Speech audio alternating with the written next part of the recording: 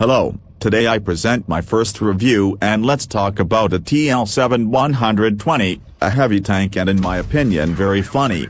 But let's look at it more carefully.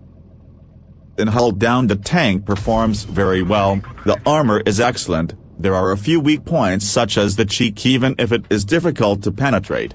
The top hull plate is very angled, this helps a lot in hull down situations. Of course the bottom plate is easily penetrated but is not overly large. On paper it has 230mm frontally on the turret and 180mm on the hull. The tank gives its best from a distance, as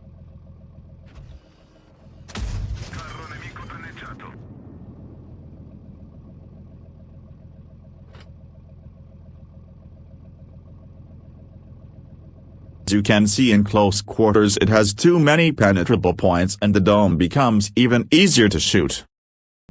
Behind it can be penetrated by us, on the side it has protections that do not allow it.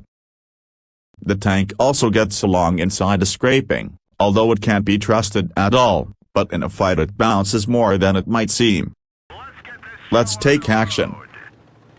The first battle I want to show you takes place in adverse conditions for the tank. As we said, it should be played and held down on the second line to avoid being easily caught in the dome.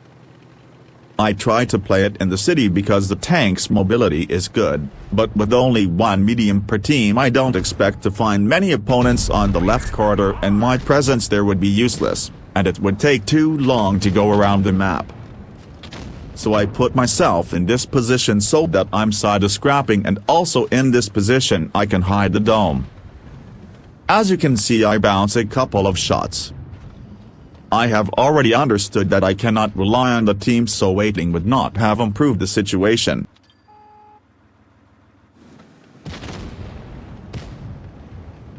I see the shark in a too advanced and isolated position with respect to his team.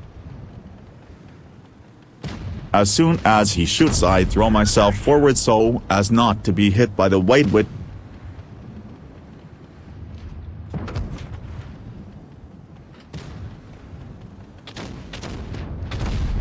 However decides to play aggressive and it almost catches me unprepared. I hit it once and thanks to the fantastic DPM I can still take it darts in all 850 horsepower of damage. The cannon is the best part of the tank, you can see how reliable and fast it is. The penetration is not bad, it's 249, 330 and 60. The reload is 9.55 with improved magazine. The DPM is 2512, very good for being a heavy tier 9. Let's go back to the game. I throw down the weight because the game is going badly. I decide to take a hit from the E75 to make the S6 survive longer, so the shark would have discharged the shot and I would have destroyed it, but unfortunately here the 7 degrees of gun depression are not enough and I start to retreat but the shark wounds my leader.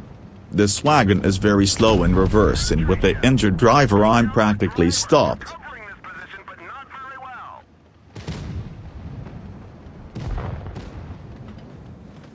Ferdinand shows up and I decide to back off to get out of the crossfire of both tanks. Unfortunate.